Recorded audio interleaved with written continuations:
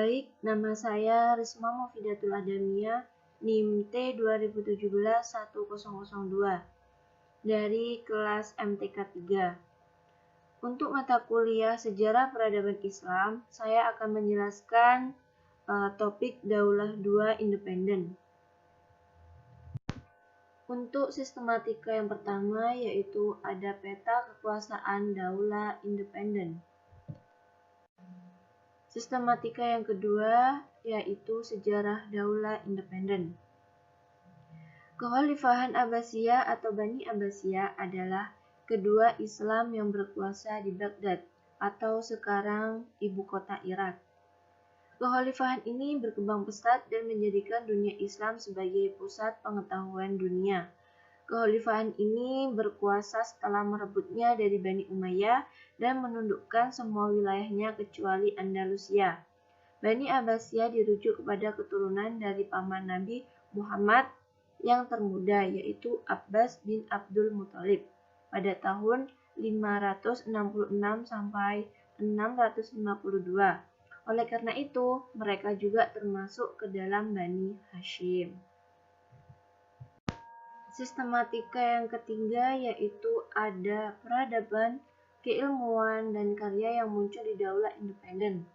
Khalifah pertama dari dinasti Abbasiyah adalah Abdullah bin Abbas bin Abdul Muthalib.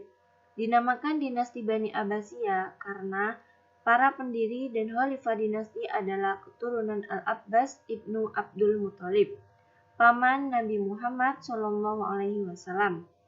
Masa kekuasaan dinasti Bani Abbasiyah ini dalam rentang waktu yang panjang, yaitu dari tahun 132 Hijriah atau 750 Masehi sampai dengan 656 Hijriah atau 1258 Masehi. Dari 37 khalifah dinasti Bani Abbasiyah ini terdapat beberapa orang khalifah yang terkenal, di antaranya Abu Ja'far Al-Mansur, Harun Ar-Rasyid, dan Al-Ma'mun. Al-Mansur merupakan khalifah kedua, yaitu merupakan khalifah yang menetapkan dasar-dasar pemerintahan Daulah Bani Abbasiyah. Masa pemerintahan Abu Ja'far Al-Mansur ini merupakan masa awal perkembangan ilmu pengetahuan, yang merupakan cikal bakal perkembangan kejayaan Abbasiyah di masa pemerintahan setelahnya. Pada masa Khalifah Harun Ar-Rasyid dan Khalifah Al-Ma'mun, peradaban Islam mencapai keemasan. Baik, lanjutan dari peradaban Daulah Bani Abbasiyah, yaitu kota-kota Yunisapur, Haran, dan Iskandaria adalah pusat peradaban Yunani sebelum Islam. Setelah Islam datang, tradisi keilmuan Yunani terjaga bahkan mengalami perkembangan yang semakin pesat. Beberapa sastrawan dan budayawan yang muncul pada masa itu yaitu Ibnu Maskawayh dan Al-Kindi. Al-Mansur, Harun Ar-Rasyid, dan Al-Ma'mun merupakan masa keemasan peradaban Islam. Mereka dikenal sebagai penguasa adil dan bijaksana, serta memiliki perhatian dan kecintaan yang kuat terhadap ilmu pengetahuan. Dukungan dan kegigihan mereka adalah pengembangan ilmu pengetahuan dan pengembangan peradaban Islam, tercermin dalam berbagai kebijakan pemerintahannya. Itu adalah peradaban dan ilmu di masa Daulah Bani Abbasiyah. Yang selanjutnya adapun karya ilmuwan Muslim masa Bani Abbasiyah, yaitu ada 8. Yang pertama karyanya yaitu ilmu hadis, dan kedua tafsir, ketiga ilmu fikih, keempat ilmu tasawuf, kelima ilmu filsafat, keenam ilmu astronomi, ketujuh ilmu kedokteran, dan kedelapan ilmu matematika. Itu adalah karya-karya ilmuwan Muslim pada masa Bani Abbasiyah. Baik, untuk sistematika yang selanjutnya yaitu tokoh-tokoh Daulah Independen. Tokoh-tokoh Daulah Independen atau Daulah Bani Abbasiyah yaitu ada 22. Yang pertama ada Bani Tohiriyah di Khurasan. Yang kedua Bani Syafariyah di Fars. Yang ketiga, Bani Samania di Transoxiania. Yang keempat, Bani Sajiyah di Azerbaijan. Yang kelima, Bani Buaih menguasai Baghdad. Yang keenam, Tuluniyah di Mesir. Dan yang ketujuh, Iksidiyah di Turkistan. Dan yang kedelapan, Ghaznawiyah di Afghanistan. Dan yang kesembilan, Bani Seljuk ini menguasai Baghdad sekitar 93 tahun.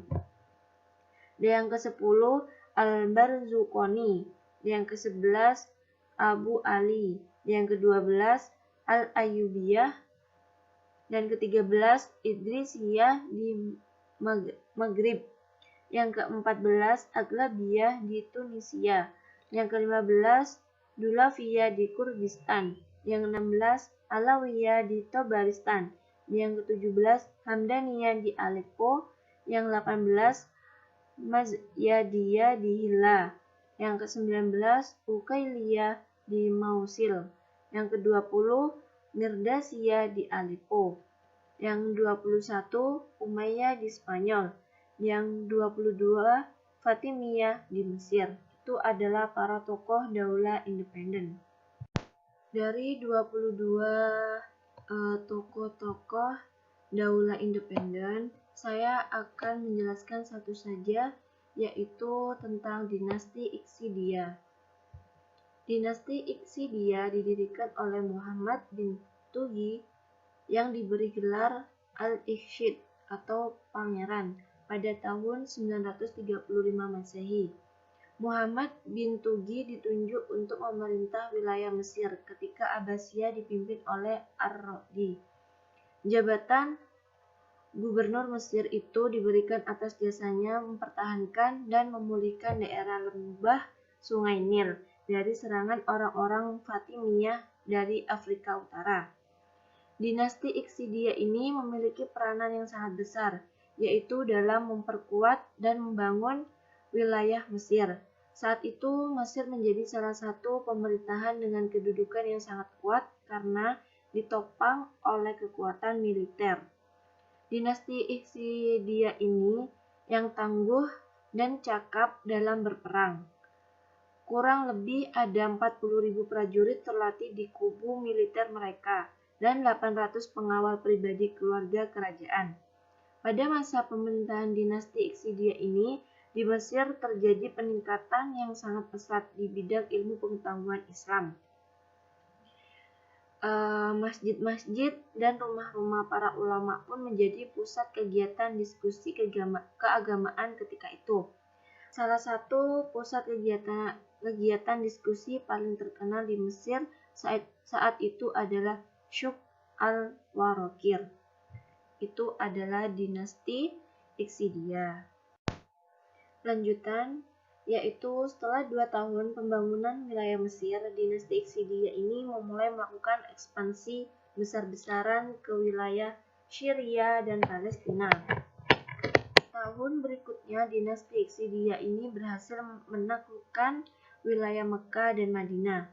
Bahkan menurut beberapa ahli, pemimpin keempat dinasti Iksidiyah ini yaitu Kafur pada tahun 965 sampai 967 Masehi, memiliki kekuasaan yang tidak terbatas di berbagai negeri di Timur Tengah. Pada masa pemerintahan Kafur ini, dinasti Iksidiyah berhasil melindungi kesusastraan dan seni Islam dari kehancuran yang disebabkan oleh kaum Fatimiyah. Sepeninggalan Kafur, dinasti Iksidiyah mengalami kemunduran yang sangat signifikan. Pemimpin ketika itu, Abu al-Fawarisaris Ahmad bin Ali, tidak dapat mempertahankan kekuasaannya. Akibatnya, dinasti Iksidiyah tidak mampu mempertahankan kekuasaannya di Mesir, dan pemerintahannya jatuh di tangan kaum Fatimiyah. Itu adalah dinasti Iksidiyah. Baik, untuk sistematika yang terakhir yaitu runtuhnya daulah independen. Runtuhnya kekhalifahan Abbasiyah tidak bisa lepas dari dinasti-dinasti yang melepaskan diri dan memilih jalan merdeka dari kekuasaan Khalifah Abbasiyah. Runtuhnya kekuasaan Bani Abbasiyah ini mulai terlihat sejak awal abad ke-9, yaitu fenomena ini mungkin bersamaan dengan datangnya pemimpin-pemimpin yang memiliki kekuatan militer di provinsi tertentu, yang membuat mereka benar-benar independen.